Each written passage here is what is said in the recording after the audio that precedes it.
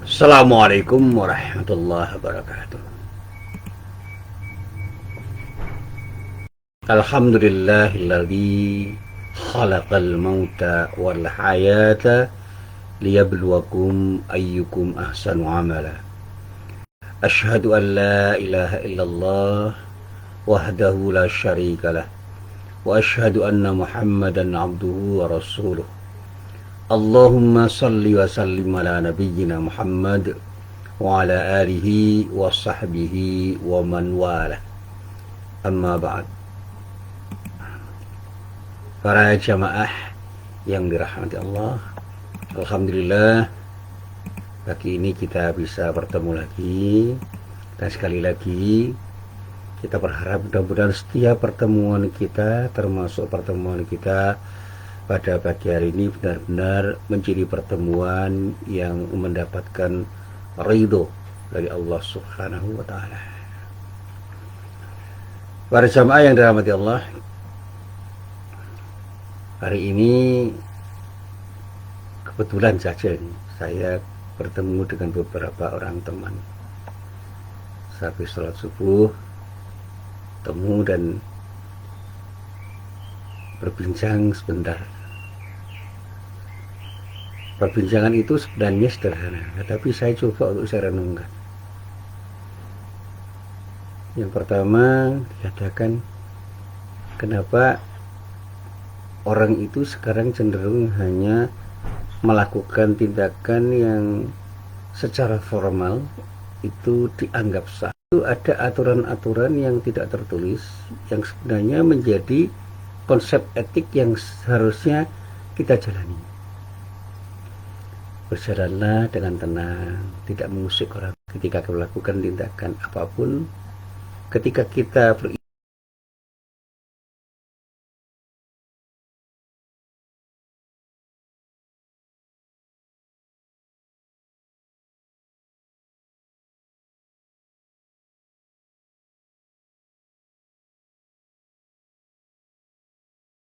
apakah tindakan kita itu merupakan tindakan yang layak untuk kita lakukan atau tidak pada saat dan tempat di mana kita melakukan. Sehingga ketika kita akan melakukan tindakan pun kita harus berhitung apakah tindakan itu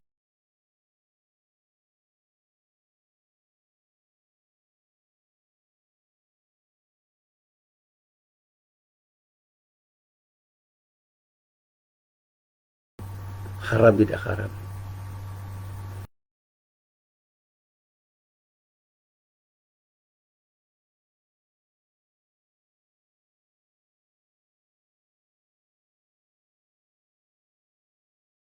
Kita sendiri, orang lain, dan siapapun yang terintegrasi saudara kita, dan bahkan mengusik itu adalah tindakan yang seharusnya kita hindari.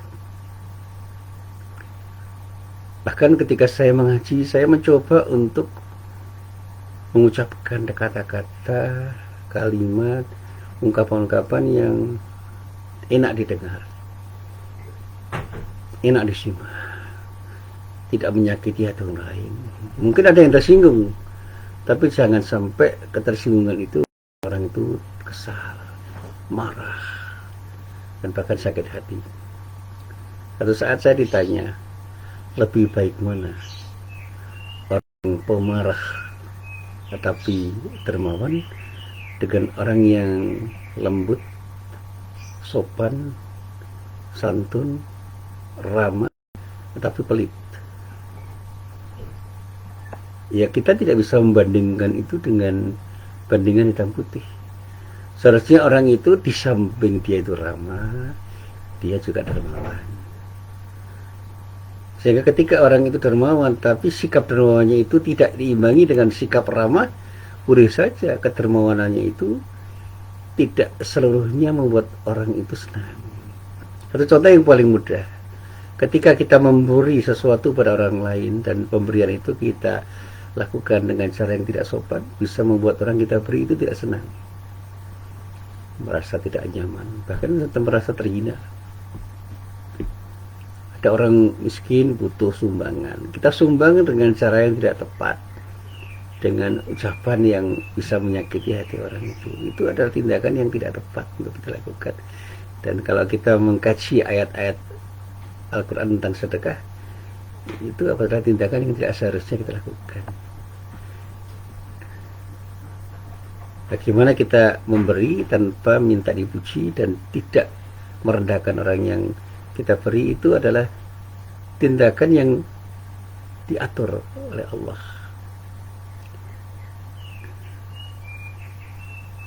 Dan itu yang mestinya kita renungkan.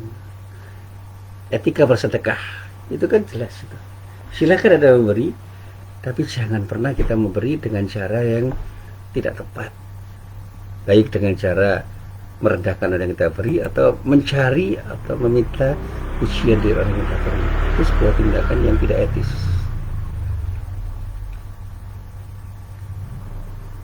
Sehingga sikap ramah itu harus mengiringi setiap pemberian yang kita lakukan. Dan ketika kita ramah pada orang itu sebenarnya punya nilai sedekah. Sehingga di dalam sebuah hadis dikatakan dengan bahasa yang sederhana oleh Rasulullah, tabassumuka fi wajhi akhika sadaqah. Senyummu kepada saudaramu itu bernilai sedekah. Karena orang itu butuh keramahan. Sehingga kalau orang bicara sedekah itu bukan soal uang yang kita berikan, apa harta benda, tetapi juga bisa tindakan baik, sikap yang tepat, tindakan yang sopan, dan segala hal yang membuat orang itu nyaman. Itu sedekah. Orang kaya tidak perlu duit untuk kita berikan kepada diri mereka, tetapi mereka punya sesuatu yang mereka butuhkan. Bagaimana mereka kita hargai, kita hormati, kita perlakukan dengan perlakuan yang tepat, sehingga mereka merasa menjadi orang yang terhormat. Sikap ta'zim kita terhadap guru kita itu sebuah sedekah juga. Nilainya adalah sebuah tindakan yang diapresiasi oleh guru kita, yang insya Allah mereka akan senang ketika kita hormati. Orang tua juga begitu. Orang tua tidak hanya butuh duit dari anak-anaknya, apalagi kita orang tuanya itu masih mampu secara ekonomi. Orang tua perlu perhatian, dan perhatian itu punya nilai sedekah. Dan itulah yang selalu saya sampaikan. Ini adalah bagian cara kita untuk berlatih menjadi orang yang berakhlak mulia. Akhlak itu perlu kita biasakan, perlu kita latihkan, dan pada saatnya perlu kita jadikan sebagai budaya. Sehingga akhlak yang sederhana, yang berupa adab sopan santun kita, itu bisa menjadi sesuatu yang menyejarah di dalam kita. Syukur-syukur kalau apa yang kita biasakan itu kemudian menjadi sifat yang melekat bagi diri kita. Ini sesuatu yang luar biasa. Nah, para jamaah yang dirahmati Allah, terkait dengan hal ini, seperti yang tadi saya sampaikan, ketika salah seorang dari kawan saya ketika saya sholat subuh itu bertanya, saya terlalu ingat apa yang disampaikan oleh banyak orang tentang apa yang seharusnya kita lakukan. Guru saya itu pernah mengajar hadis. Salah satu hadis yang diajarkan itu adalah hadis yang diriwayatkan oleh Imam Al-Baihaqi dari sahabat Abu Hurairah, yang ketika itu beliau mengajar dengan tanpa rujukan yang jelas. Tapi saya lacak kemudian ternyata hadis ini ada di dalam kitab Sunan Al-Kubra, As-Sunan Al-Kubra, juznya juz 10 halaman 191, hadisnya nomor 21.301. Di dalam hadis itu dinyatakan bahwa Rasulullah SAW itu pernah bersabda, innama bu'ithu liutammima makarimal akhlak. Sesungguhnya aku ini diutus adalah untuk menyempurnakan akhlak yang mulia. Jadi makarimal akhlak, kemuliaan akhlak itu sudah ada pada diri orang, tinggal disempurnakan. Penyempurnaan ini tentu saja adalah sebuah proses yang terus mengalir pada diri orang, tidak hanya untuk diajarkan, tetapi dicoba untuk dibiasakan. Proses pendidikan akhlak itu lebih banyak pada proses habituasi, pembiasaan diri untuk menjadi sesuatu yang nyaman ketika kita lakukan, sehingga kita menjadi nyaman melakukan hal yang baik dan tidak nyaman melakukan hal yang tidak baik. Ini pendidikan akhlak. Di samping itu ada keteladanan. Rasulullah jelas menjadi teladan yang luar biasa di dalam soal akhlak. Rasulullah mengajarkan, iya. Rasulullah membiasakan, iya. Dan untuk kita, mari kita biasakan diri kita untuk membangun akhlakul karimah itu dari ke hari. Dan inilah yang selalu saya sampaikan dalam beberapa kesempatan, dan pada saatnya saya juga merasakan betapa akhlak itu akan terbangun dengan indah ketika kita biasakan di dalam tindakan kita sehari-hari. Saya selalu mengatakan kalimat fastabiqul khairat yang ada di dalam Al-Quran itu adalah kalimat yang memotivasi kita untuk menjadi yang pertama dan utama. Bagaimana kita menjadi yang terbaik, itu jangan menunggu orang lain untuk menjadi lebih baik daripada diri kita. Kita harus menjadi yang pertama, menjadi trendsetter, jangan hanya menjadi follower. Kita harus jadi imam, jangan hanya menjadi makmum.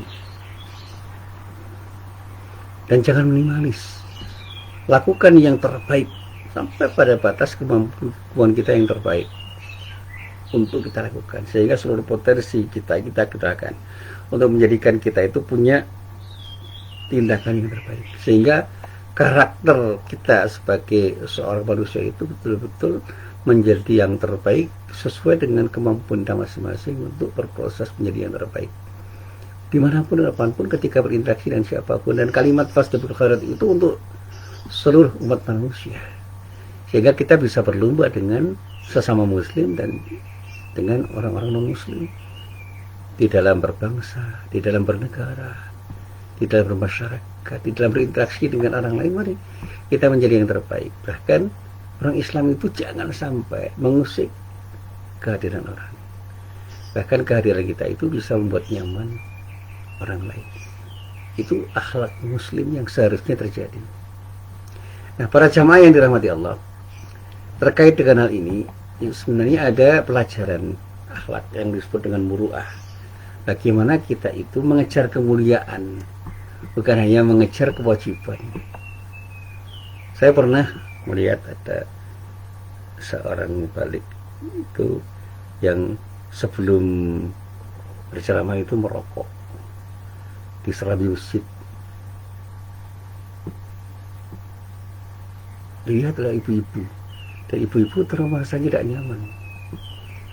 Nah, mungkin dia punya alasan, toh tidak ada ketentuan Al-Quran dan hadis yang melarang kita untuk merokok. Kalaupun ada larangan itu kan pendapat ulama, dan itu pun masih diperselisihkan.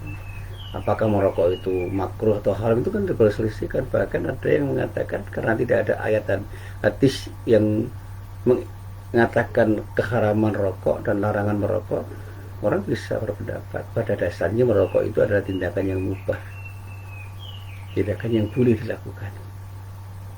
Tetapi begitu merokok itu kita lakukan ketika kita mau memberi pengajian, orang akan melihat bahwa kita itu telah melakukan tindakan yang kurang sopan sebagai seorang mubalik. Bahkan dulu saya pernah ditanya, ada seorang mubalik itu yang karena sangat hati-hati di dalam berbuat sesuatu, dia tidak mau jajan di warung itu. Bukan karena jajan di warung itu haram, tetapi bagi dirinya tidak pantas jajan di warung itu, karena dia itu seorang mubalik yang sering mengajarkan sesuatu yang terkait dengan kemuliaan akhlak. Padahal jajan di warung itu ya biasa-biasa aja, apalagi warung-warung yang tertutup atau warung-warung yang memang di situ orang bisa bercengkerama, bersantai bersama-sama dengan orang lain. Itu adalah sesuatu yang di dalam wilayah hukum tidak diharamkan. Kalau kita memberikan perspektif hukum, ya tidak ada ketentuan hukum yang mengharamkan. Tapi kalau perspektifnya itu akhlak, bisa jadi menjadi sesuatu yang tidak pantas bagi orang tertentu, karena orang itu sering memberikan pelajaran tentang kemuliaan akhlak yang disebut dengan muru'ah. Para jamaah yang dirahmati Allah, ada ungkapan-ungkapan yang sebenarnya itu merupakan ungkapan yang memberikan peringatan pada kita bahwa kita harus menjadi orang yang berhati-hati di dalam berakhlak. Ada peringatan dini, jangan pernah kita melakukan tindakan yang bermuara pada sesuatu yang ketika dilihat oleh orang itu tidak pantas untuk kita lakukan. Kita harus malu untuk melakukan tindakan yang tidak pantas ketika dilihat orang. Meskipun pada satu saat kita tidak bisa 100% menghindarinya. Nah, meminjam istilah Buya Ahmad Syafi'i Ma'arif, ini guru saya, di tengah kehidupan kita ini tengah dijajah. Kita ini terbelenggu dalam mindset orang-orang yang punya standar etik yang berbeda. Sebut saja standar etik orang barat. Dan kita menikmati standar etik itu. Dan kita ini, kata beliau, sudah terjangkiti gejala inferiority complex, karena tidak pernah merasa percaya diri ketika tampil dengan kepribadian kita sendiri. Dan bahkan selalu cenderung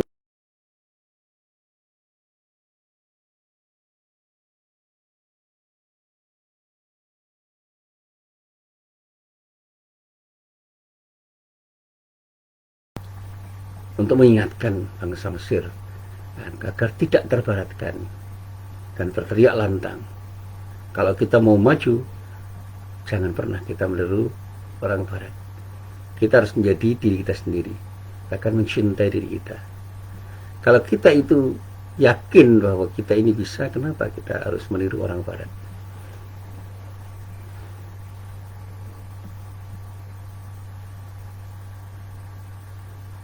Tetapi di saat yang lain, dia mengatakan dunia barat itu tidak harus kita jauhi. Kita harus mengikuti orang barat pada hal-hal yang bersifatnya positif. Peradaban mereka itu secara umum perlu kita jadikan sebagai standar. Pengembangan ilmu yang mereka lakukan luar biasa. Pengembangan teknologi yang mereka lakukan luar biasa. Dan untuk kepentingan bangsa kita bisa meniru mereka. Kita lihat realitas bangsa Mesir sekarang ini, kata Tausen, terpuruk. Kita boleh jadi mengcopy paste budaya barat tanpa sikap kritis dan bahkan menjadi partner mereka. Tetapi ketika kita itu hanya sekedar mengcopy paste karena kita tidak siap untuk berbudaya seperti budaya mereka, kita akan semakin terjajah. Karena kita tidak mau belajar bagaimana mereka punya pengalaman untuk menjadi bangsa yang punya peradaban yang unggul dalam bidang ilmu dan teknologi. Secara keilmuan, mereka itu unggul. Pengembangan teknologi mereka luar biasa unggul. Nah, kalau ada sesuatu yang kemudian kita kritik dengan akhlak mereka, mari kita coba untuk menjadi maju secara keilmuan, secara intelektual, dan maju dalam hal pengembangan teknologi, tapi akhlak kita jangan sampai kita abaikan. Kita terus harus membangun akhlakul karimah, sehingga misalnya sekarang ini kita punya handphone, tidak ada yang salah dengan handphone yang kita miliki. Itu kesalahan itu bisa terjadi karena kita salah menyikapi handphone yang hadir pada diri kita. Kehadiran handphone itu sesungguhnya memberikan kemudahan pada diri kita, dan pada saatnya kita bisa menggunakan handphone itu secara proporsional. Nah, moralitas masyarakat kita itu bisa terpuruk karena handphone, ya. Dan perkembangan teknologi informasi itu bisa membuat bangsa Indonesia itu menjadi terpuruk karena apa? Dia tidak sadar bahwa handphone yang dia miliki itu adalah bagian dari akhlak yang harus dia gunakan untuk kemaslahatan. Ya kan, ada seorang ustadz di sebuah acara talk show di sebuah stasiun televisi swasta beberapa hari yang lalu dengan sangat yakin menyatakan bahwa masyarakat kita ini sudah terlalu bangga ketika tampil bergaya barat dan kurang percaya diri ketika tampil dengan budaya sendiri. Mereka, kata Ustadz itu, telah mengalami gejala inferiority complex, rasa rendah diri yang timbul sebagai akibat dari konflik dalam diri mereka. Sebuah konflik yang terjadi antara keinginan untuk diperhatikan dan rasa takut untuk dipermalukan, sehingga setiap kegiatan yang ingin dilakukan selalu dibatasi oleh keinginan untuk menjadi seperti orang yang unggul menurut pandangan mereka. Sekali lagi, ketika kita ingat kembali sabda Rasulullah, innama bu'itsu liutammima makarimal akhlaq, sesungguhnya aku diutus hanyalah untuk menyempurnakan akhlak yang mulia. Mestinya kita harus segera mendepankan muruah kita, kemuliaan akhlak kita, jika kita tidak mau terjajah dan terpuruk dalam ketidakberdayaan sebagai akibat dari penjajahan budaya yang kita biarkan terjadi pada diri kita dan bangsa kita ini. Kita harus maju secara keilmuan dalam perkembangan teknologi, dan pada saat-saat yang tepat kita harus mengembangkan itu dengan tetap menjaga akhlak kita, sehingga muruah kita tetap terjaga. Dan saya katakan, solusi yang terbaik itu bukan anti barat, tetapi mencoba untuk mengambil apa yang baik dari dunia barat dan kemudian mewarnai perkembangan yang kita lakukan itu dengan akhlakul karimah. Ini persis yang dikatakan oleh Muhammad bin Ibrahim bin Abdullah At-Tuwaijiri dalam kitab Mawsu'ah Fiqhul Qulub. Ini luar biasa. Beliau menjelaskan ketika mengedepankan konsep muru'ah, bagaimana kita kerjakan sesuatu itu dengan pertimbangan etis yang benar, estetik yang tepat. Kerjakan semuanya dengan akhlak yang baik. Jauhi semua yang buruk dalam seluruh aspek kehidupan. Terapkan semua yang akan menghiasi dan memperindah kepribadian kita. Tinggalkan semua yang akan mengotori dan menodainya. Jadi ketika kita itu melakukan sesuatu, ada pertimbangan etis yang harus kita lakukan untuk bisa membuat apa yang kita lakukan itu tidak hanya sah secara hukum, tapi juga pantas, patut, layak untuk kita lakukan. Jadilah manusia yang selalu bangga dengan berakhlakul karimah dan selalu percaya diri untuk berani berakhlak mulia kapanpun dan dimanapun dia berada. Jadikanlah muru'ah kita sebagai solusi untuk menyelesaikan semua persoalan kemanusiaan kita.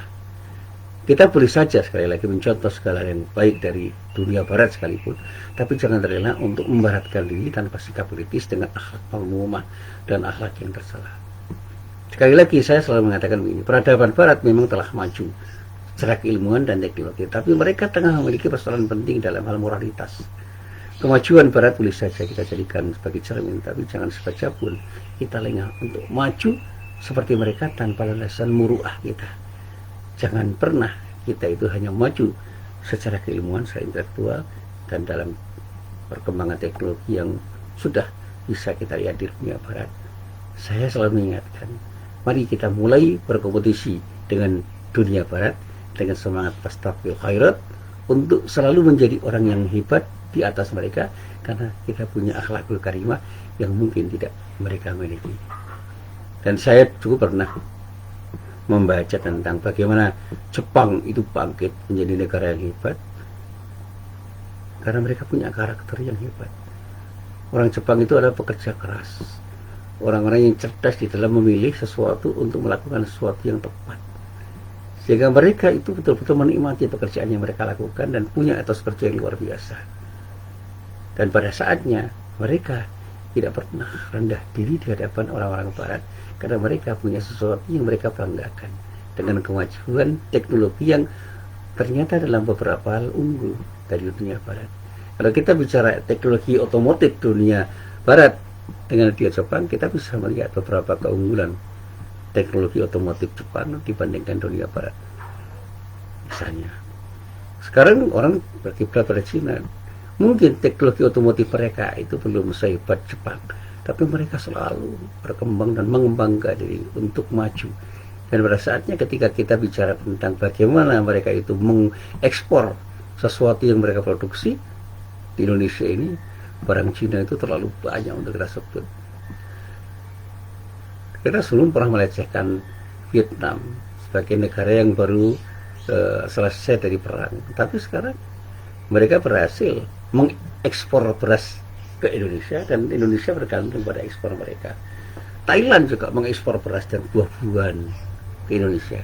Sementara di Indonesia, perkembangan pertanian yang terkait dengan buah-buahan itu tidak bisa kemudian mengakibatkan Indonesia bisa mengekspor buah-buahan ke Thailand dengan kualitas buah-buahan yang memang bisa bertanding, berkompetisi dengan buah-buahan yang datang dari Thailand.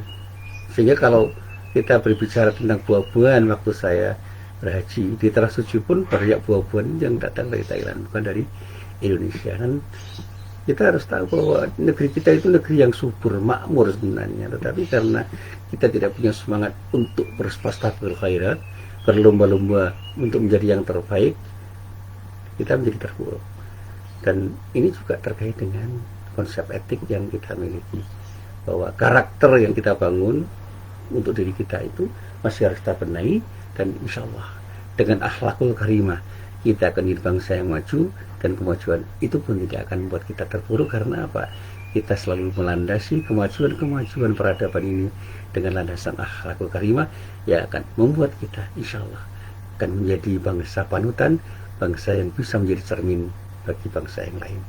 Inilah apa yang bisa saya sampaikan, mudah-mudahan bermanfaat. Mari kita mulai dari diri kita sendiri. Ibda' binafsik. Assalamualaikum warahmatullahi wabarakatuh.